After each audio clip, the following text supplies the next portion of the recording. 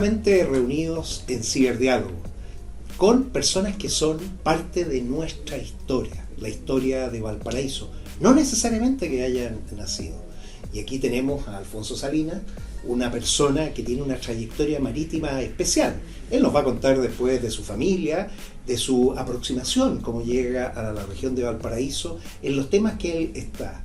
Él está de presidente de ASIVA, una organización extraordinaria, los industriales de Valparaíso. Y con él también vamos a conversar de futuro. Muy bienvenido, muchas gracias por aceptar esta invitación. Y bueno, tenemos este espacio de confianza, de comunicación, de conversación, para conocer a las personas. Encantado de estar acá, feliz de compartir. Muchas gracias. No, muchas gracias a ti. Ya lo adelantaba, una familia conectada por el mar. ¿Por qué? Bueno, por dos lados. O sea, yo de origen soy de Santiago, así que no por ahí, pero toda mi vida estuve muy cercano a una de las playas del litoral, que es Algarrobo, que tiene un club de yate y después una marina. Entonces siempre tenía un botecito saliendo a navegar, aprendiendo desde muy chico. Un Sabot tenía al principio. Sabot es uno de los más pequeñitos. Sí, hay que ser muy diestro. De madera. De madera. Sí. Láser, después Lightning, Pirata, en fin, y yates navegando. Y mi padre fue un ingeniero muy destacado que trabajó toda su vida en temas portuarios. Entonces estuvo metido en todos los puertos de Chile. Entonces siempre estuve conectado con el mar y la batimetría y la ola y el diseño de los muelles y la marina también, porque bueno, están ahí también metidos los buzos, en fin. Así que sí, tengo esa conexión. Esa parte yo creo que es la que nos conecta. Siempre yo digo, mire, Santiago, Pedro Valdía decretó a Valparaíso el puerto de Santiago, o sea, Valparaíso es el puerto de Santiago, pero la región de Valparaíso, todo lo que tenemos, el litoral de los poetas, son lugares especiales, y mucha gente que tiene ese contacto con el mar se radica, se instala, y tal como tú lo señalas, sale a navegar. Me da a creer que hoy en día la gente no navega. Incluso aquí en Valparaíso no tenemos una marina pública que alguien pueda llegar con un barco, con una nave, con un yate, como tú lo decías, un Sabot pequeñito. Bueno, yo creo que hay dos paradojas muy grandes con la naturaleza en Chile, y que son con la montaña y con el mar. Porque Chile tiene montaña y tiene nieve, y muy poca gente esquía. Es un deporte muy de elite, muy caro, que es fantástico. Yo tuve la suerte de chico también de aprender a esquiar y me encanta. ¿A qué edad aprendiste a esquiar? No, chico, a los 8 años. ¿Y patinaje en hielo? No.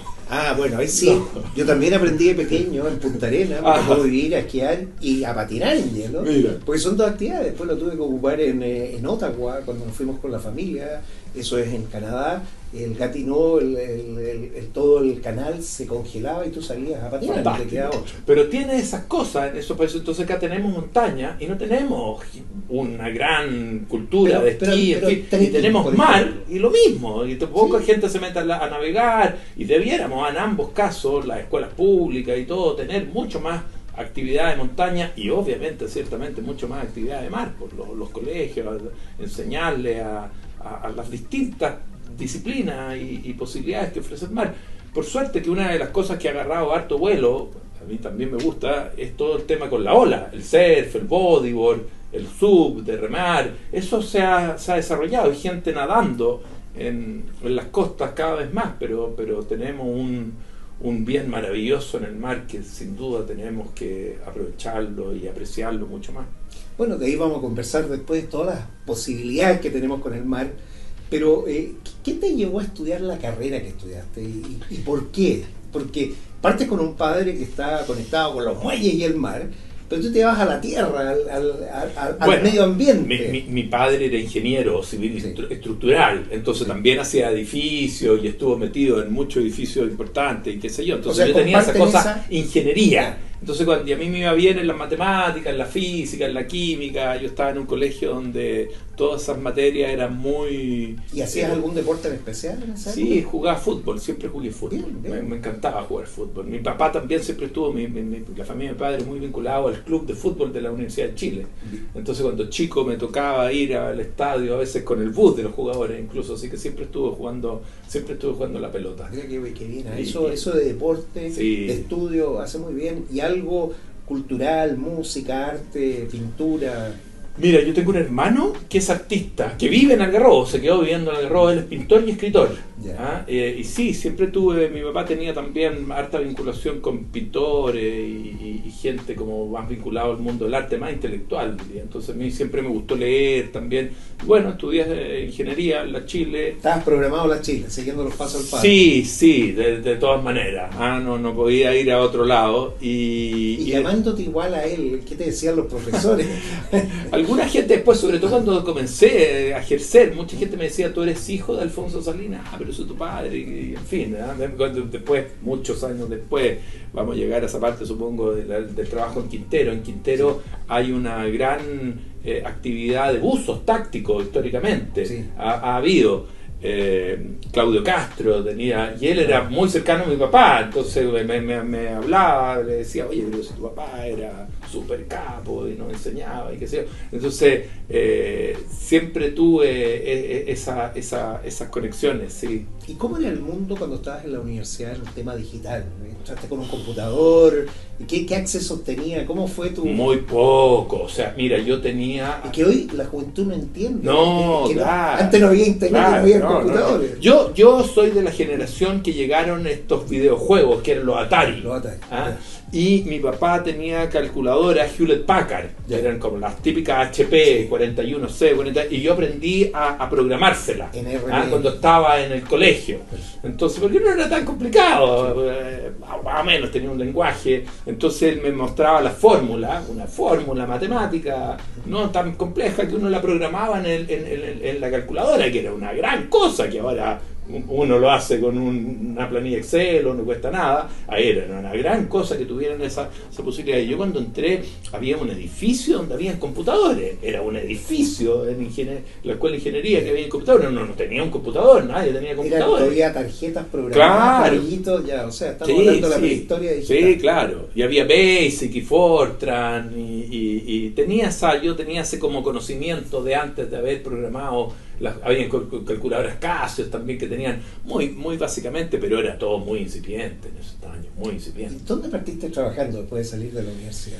Mira, yo cuando estudié ingeniería civil industrial, porque en la Chile uno estudia plan común, o por lo menos cuando yo estudiaba era plan común, que eran los 3 años, que eran las matemáticas, la física, la química, y después te tenías que especializar. Industrial daba como un abanico muy amplio de muchas cosas. Me acuerdo que mi papá me decía, puedes estar a cargo de un cohete a la luna o en una industria cualquiera. Y yo me metí en esos tiempos, estoy hablando a finales de a finales de los 80, principios de los 90, en las temáticas medioambientales. ¿Cuál fue tu motivación? Porque es un tema bien específico. Mira, mi motivación es súper simple.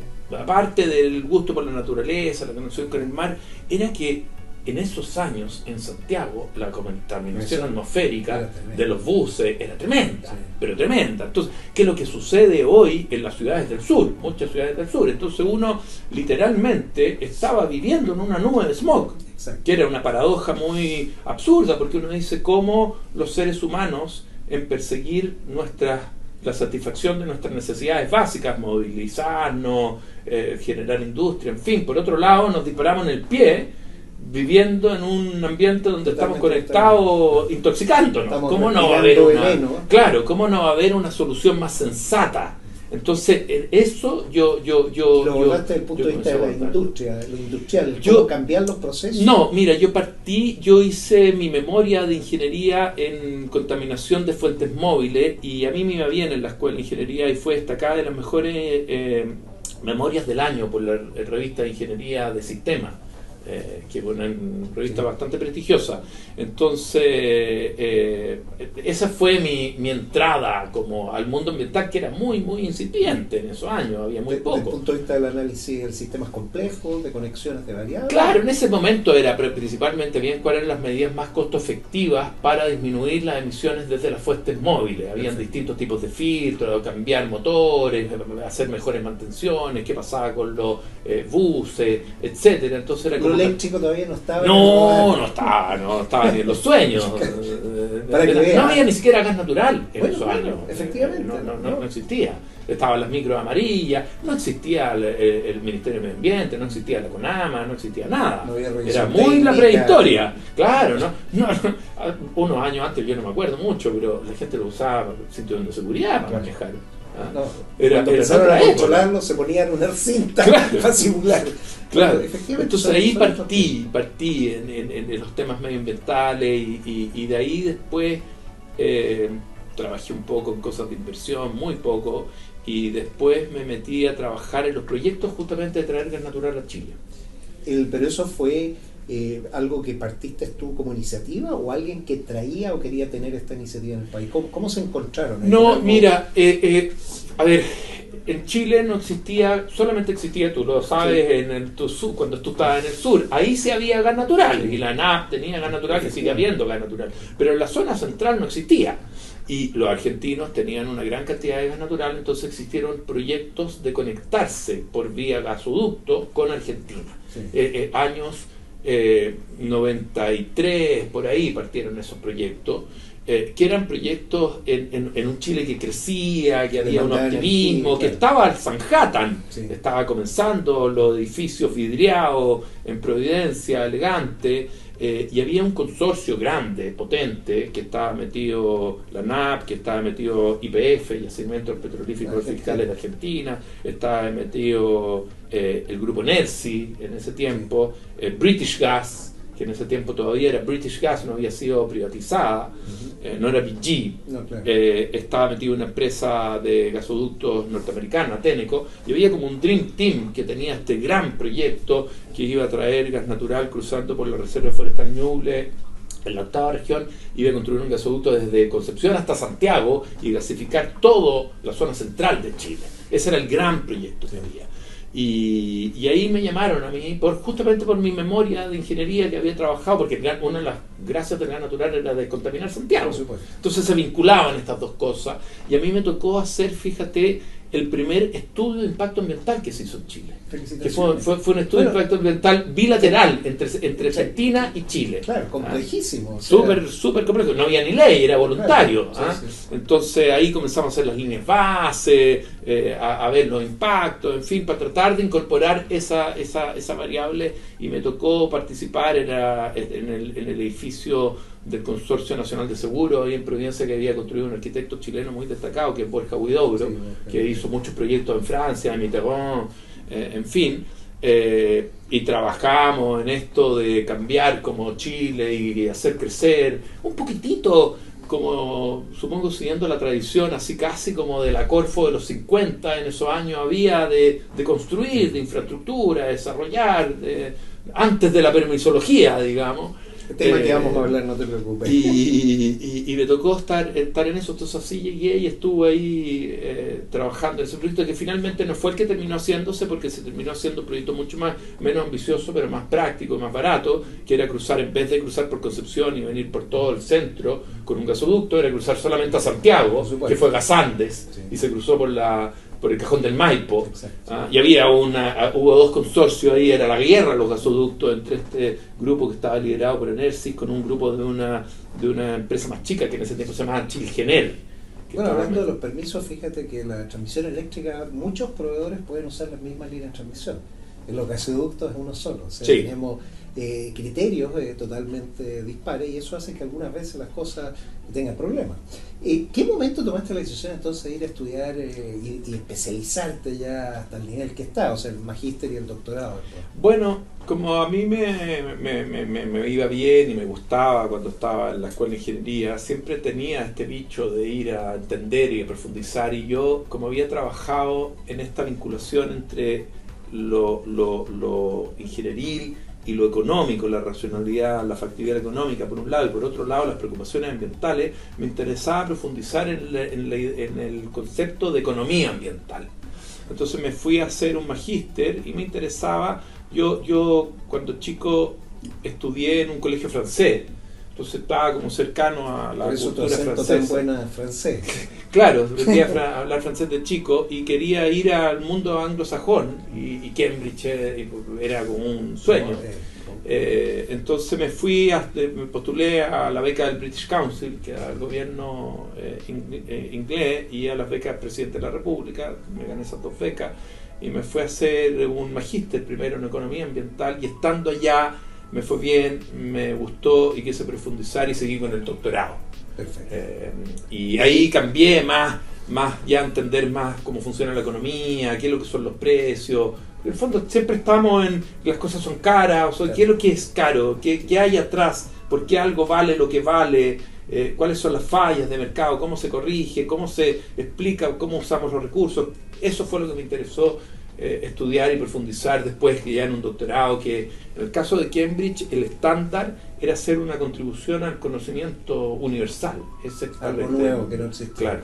No, es un estándar gigantesco, o sea, Cambridge, estamos hablando del estándar más grande. Sí. ¿Y ahí te fuiste casado? ¿Te casaste allá? No, me fui casado con 2 hijos. 2 hijos, sí, pequeños de Sí, chicos, fue duro porque era caro.